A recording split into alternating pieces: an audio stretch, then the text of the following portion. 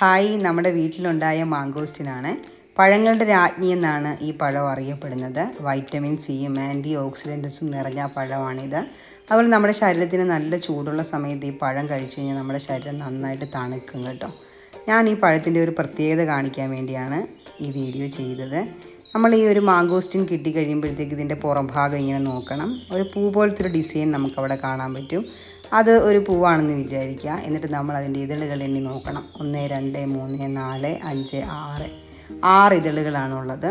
ഇനി നമുക്ക് ഈ മാങ്കോസ്റ്റിനൊന്ന് പൊട്ടിച്ച് നോക്കാം. അപ്പോൾ ഒരു ഞെട്ടുണ്ട്, ആ ഞെട്ട് നമ്മൾ അടത്തി കളയണം.